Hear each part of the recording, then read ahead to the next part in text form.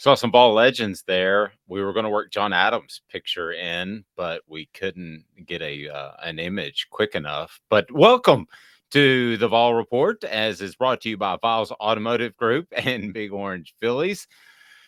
John, there happens to be kind of a big game this weekend. Is it maybe the third Saturday in October? I don't know. I've been busy. Yeah, I think that's the case, but the 3rd Saturday in October is kind of it hasn't really been a big game for a long time. It's been a big beatdown for Tennessee, Alabama administering the beatdown, of course. I mean, this is like, to me, like a new rivalry. Like, wow, Tennessee, Alabama, both in the top 10. Man, this could really be. Hey, I'm not sure who's going to win this game. I mean, It's It is absolutely bizarre where I, we were 365 days ago. no, and I think everybody fans were hopeful about the season. They were optimistic, but even the optimists thought, well, Tennessee is still at least a rung below Alabama and Georgia. You don't even think about those games. You think about, hey, maybe you can beat LSU in South Carolina, Kentucky, win at Pitt, and you can have a really good season. But now they're in the playoff conversation, and quarterback Hendon Hooker is in the Heisman Trophy conversation. Isn't it weird how it just flips so fast? And you have all these coaches that get hired and they talk about recruiting and you have to build a program. I need my 3, 4, 5, 8, 10, 12 years, like Jimbo Fisher. And that's not been the case with Josh Heupel. So let's get into it. Hit that like, subscribe, and share button so we can be a part of your Tennessee coverage at offthehooksports.com and our YouTube channel. And it's brought to you by Viles Automotive Group. It's about integrity on Callahan Drive. There's a reason I like to work with Mr. Viles and Viles Automotive Group, because you know you will get treated the right way, whether it's a new car purchase. You'll also have a great selection, or if it's service, you know that you'll get treated fair. They want, they need, they appreciate your business. John, the spread anywhere from 7.5 to 9, but that's not really the number that I want to discuss. The number I'd like to discuss is how many points does Tennessee have to score to beat Alabama? And I know that depends largely on Alabama's quarterback situation, but 30, yes, I think that's a given. Jimmy Himes wrote about that on offthehooksports.com. I think 40 is probably a number that you have to get to beat Alabama, especially if Bryce Young's out there. Yeah, that's probably true. However, Texas beat Alabama with 20 points, and Bryce Young was playing. So I'm not sold on Alabama being this great team. I know it's ranked number one in one poll. It's been ranked one or two most of the season, but I see a lot of deficiencies in this team. I think another way to look at that game is how many points does Alabama have to score to beat Tennessee? I think anybody playing Tennessee these days goes into the game thinking, well, we got to score in the 30s. As though that's just a given. We have to find a way to score in the 30s. And you look at the last two SEC games Tennessee has played, and that was the mindset of the two coaches. Billy Napier of Florida went for a first down on fourth down 6 times, made 5 of them to his credit. I thought Brian Kelly of LSU took some chances he wouldn't have normally taken. It didn't work out, but these guys went into the game thinking we got to score a lot of points to beat this team. And I think Alabama has to be thinking that way too. That's why, to me, the quarterback situation is so crucial. I don't think Jalen Milroe, Alabama's backup quarterback, uh, can score enough points to beat Tennessee. With him running the offense, I just don't think they can. Uh, I mean, he might fumble running into the end zone. He's a turnover machine against A&M. Yes, he was. And the thing about Alabama that's interesting is we used to say that Tennessee has to be efficient in the Alabama game to have any chance, but really it's Alabama. And there's going to be some big scores I think Tennessee will put up. You can catch those scores at Big Orange Phillies right there on Maynardville Pike in North Knoxville. It's an easy drive from Maynardville, or it's an easy drive also from the Halls area, Powell. They're right there, and it's family friendly. They've got darts, billiards, they've got the whole 9 yards, and you will absolutely love, love, love the food. But really, if you look at Alabama and you take a peek at their receivers, they don't have the explosion there anywhere near Tennessee and anywhere near the top 20, 25 teams in the country, which is unusual to say. So Alabama really has to be efficient. I don't think they can depend on big plays as they have been able to in the past to survive, which again, survive sounds crazy for Alabama, but I think they've got to be efficient. I don't think they can make mistakes like they did last week. Well, they had 100 yards in penalties against Texas. I really think if Texas quarterback Quinn Ewers isn't injured, he injured his shoulder late in the first quarter, the Texas wins that game by 2 touchdowns. That they were just rolling against Alabama. Alabama couldn't slow down their passing attack. He was 9 of 12 for 134 yards. Receivers were open. So I just think Alabama was very fortunate in that game, and I think it was very fortunate against A&M. Playing with a backup quarterback who's kind of limping around. Have you noticed this year how many quarterbacks seem to be limping? And so, I mean, Pittsburgh's quarterback was limping against Tennessee, and Haynes King was limping against Alabama, but became within 2 yards in a couple of seconds of winning the game. Um, I don't want to. I know Alabama's got the biggest dynasty going. I know Nick Saban's the best coach in college football, but I look at this team and see so many flaws, even on defense. Nick Saban's teams are best defensively when he's got a shutdown corner, sometimes two, because he likes to jam receivers to the line of scrimmage, play one-on-one. If he can devote the rest, he doesn't worry about those two wideouts. They're taken care of with his corners. And I don't see those kind of corners at Alabama now. I think the secondary is very vulnerable. It's one of the reasons I like Tennessee in this game. So you're picking Tennessee to win outright. Yes. Wow, that's pretty strong. I wasn't expecting that.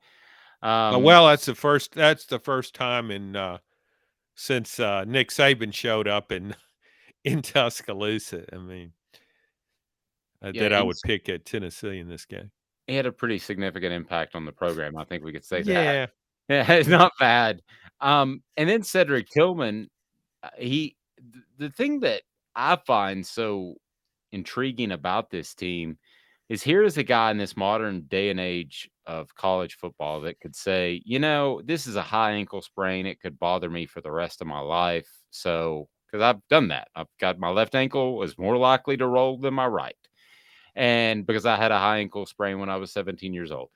But instead of saying, I'm worried about my NFL fortunes, he undergoes this tightrope procedure. And Josh Heupel was very open and honest about it. The goal was to get him back for this game, this Alabama game. And he tweeted out, I love this team after the LSU win. There seems to be a camaraderie that you can't just manufacture. And I don't want to overstate that, but I think it's there. Yeah. And that a lot of that is to Josh Heupel's credit. I mean, he's only in his second season, and coaches talk about changing the culture. I mean, I zone out when they say that. How many times have you heard we got to change the circle culture? I remember Lou Holtz. I think it was Lou Holtz. Where was he? Maybe at South Carolina. He was talking about changing the culture, and he already been there 3 or 4 years. I mean, at some point, give it a rest. But Heupel didn't talk that much about changing the culture. He just goes in there and he's himself.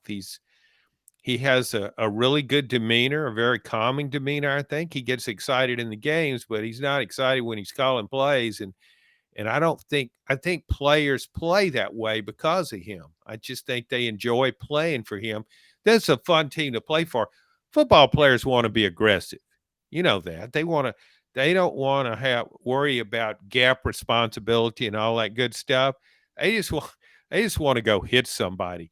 In Tennessee, you go back to the LSU game, how aggressive Tennessee was on defense.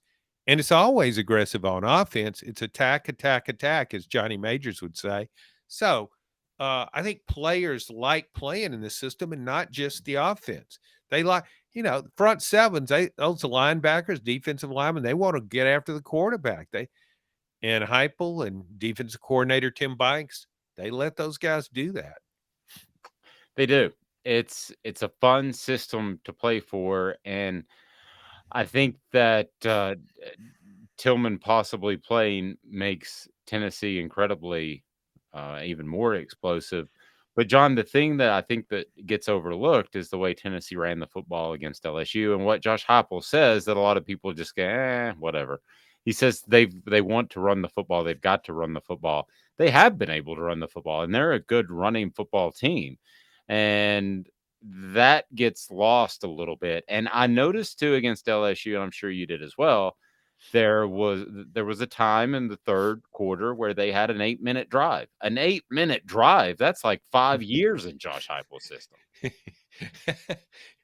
Yeah, it was really contradictory to what the offense is all about, but I think it reflects its versatility. And we give so much credit to the system with Josh Heupel, but he's probably got better offensive talent than I realized going into the season. I think of those running backs as just being okay, but in that LSU game, they weren't just taking what the play gave them. They made extra yards. They made yards after tackle. Jalen Wright, Jabari Small, those are pretty good running backs. I mean, when you and that's the other thing. LSU has plenty of shortcomings, but it's also got a pretty good defensive front. And Auburn couldn't run the ball on them in the second half of that game that LSU came back from 17-point deficit, but Tennessee ran the ball on them. And I think it's a tribute to the system, but also to the fact that those running backs are a little better than I thought. No, I think so, and I think there's a reason that a guy that was, a 4-star prospect, Justin Williams Thomas, that everybody expected to come in and play right away. You don't really need him to play right away, and if he's not as good in pass protection as he needs to be, why play him? I mean, that's where Tennessee is. That is more stunning to me than the scheme and everything that we talk about is the fact that you can be down a Tillman. You can have one of your top guys that you think you need come in as an incoming freshman, Justin Williams Thomas, and there's other guys, and you can roll on. I mean, that to me, the talent level in my mind of this football team is significantly higher than I thought it was in August. Yes, I don't think it's as talented as Tennessee is going to be under Josh Heupel because he's working on a top 10 class. And I think as players and recruits see the way this team is playing, they're going to want to be a part of this, particularly if Tennessee's competitive against the number one team in the nation. That kind of takes you up another level in the eyes of the recruits. But the system, as good as the system is, there's also Heupel's mindset that factors into this. You talk about being without Cedric Tillman. Heupel doesn't make a big deal about injuries or losing people. And you know how most coaches say, well, we just say next around here. You're next. They say that, but then afterwards they're telling you after they lose, they're telling you, well, of course we were without so and so. Not making excuses. Hey, but we were without so and so, okay? Just remember that. But we don't make excuses around here. We just say next man up. But I think Heupel does it. He has so much confidence in his offense, for example. He just says, well, we'll just put somebody else in there. And they've gotten more out of Ramel Keaton than I thought they would. His career was kind of going in the wrong direction, but he made a really big catch in that Florida game, and he's doing okay in this system. So, sure, Tennessee's better with Cedric Tillman in there because they've got three pretty tall receivers and some guys that can run too. That's a hard trio to cover with Brew McCoy, Jalen White, and Cedric Tillman. But the system seems to work still no matter who's in there. So Heupel just doesn't worry about losing guys. And that helps the team. So the team then thinks, Okay, we lost a guy, but hey, it's no big deal. We'll still play well. Yeah, yeah, I agree, and that's what's happened. Hit that like, subscribe, and share button. Comment below. We greatly appreciate it. The Vol Report brought to you by VOLS Automotive Group and Big Orange Phillies. John, this Alabama offense will face a Tennessee defense that in the secondary is not very good. If there's still one glaring weakness, I think that's it. Now we'll see if Alabama can expose that, but how important is it for Tennessee to get pressure up front? Because I just all the good things we've said, this secondary is still very, very suspect. I agree. And however, Tennessee doesn't have to cover Devontae Smith or Jalen Waddle out there. This is not the kind of a Alabama receiving core to which we become accustomed, where the guys are just passing through Alabama on the way to the NFL. I mean, I Alabama's rotated a bunch of guys in there, and none of them really stand out to me. Another thing, and I saw it against Texas, um, dropped too many passes, Hmm. and they're fortunate to have Bryce Young, who has the ability to raise his game under pressure and who is absolutely as cool a customer as ever played the position in the SEC. He just is unflappable. Nothing phases him, and of course that permeates through the team. But if they don't have him, or if he's not 100%, everything changes for Alabama. He's the guy that bails them out. He did it against Texas. He did it last year against Auburn. He bails them out when things are going the wrong way. I was told something about Nick Saban's future that want to get to, and it's kind of conspiracy theorist, but I'm going to throw it at you. Brought to you by Viles Automotive Group. No, they don't just bring you conspiracy theories; they bring you integrity. That's what they do. They're on Callahan Drive. Great selection, and you know you're going to get a quality vehicle. And if you need service, they do that too. Watch the game at Big Orange Phillies. Big Orange Phillies there in North Knoxville and Maynardville Pike. It's just absolutely an awesome family friendly environment with karaoke. John will be down there singing at some point. They've got the beanbag toss. They've got darts and the whole thing. So I was told something in the off season that makes me wonder. I was told that Nick Saban was about to sign up for a multi-year endorsement deal, and this was in July. And he said, "Nope, I can't commit to that."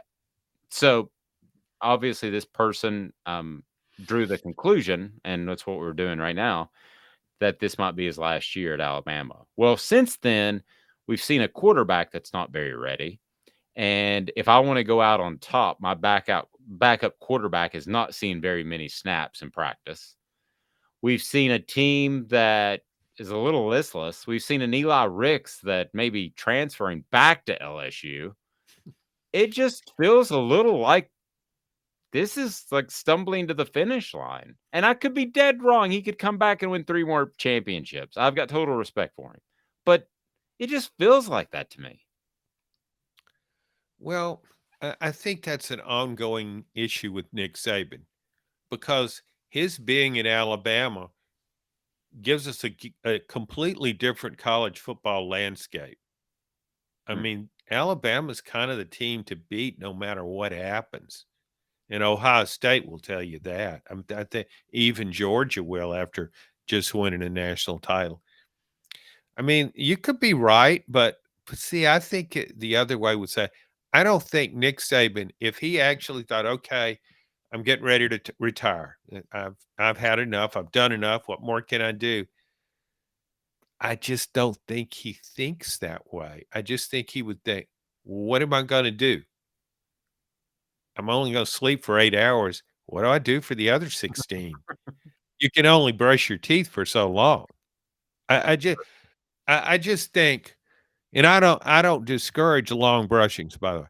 I just think Saban, this is what he does. He loves building a team more than he likes winning championships. And I just don't think he's right. He's in seems to be in good health. Now, if there's some unknown health factor, yes, certainly that would be true, but I just don't see that. And you may be right, but I just think I could see this guy coaching another 5, 6 years easy. I could too. I could too, but I just look at this team, and I'm not saying he's tanking it. Please don't get me wrong, but this was an opportunity with this team and the amount of talent they had to kind of go out on top. And I think there is a difference between being razor sharp and pretty darn sharp. And I think he's been razor sharp throughout his career. And I just wonder in the offseason if he's been that razor sharp or maybe a little less than that. I don't know. We'll see, but I find it very interesting. You are picking Tennessee to outright win against Alabama. I don't have my pick yet, but that certainly gives me pause. So John Adams of the Knoxville News Sentinel, and you can hear him with Blake Topmeyer also on the podcast. That's just all over the place. But this podcast right here is brought to you by VOLS Automotive Group, Big Orange Phillies, the Vol Report. This has been a presentation of Off the Hook Sports, Tennessee, Bama. Wow, a lot going on. Have a fantastic day, everyone.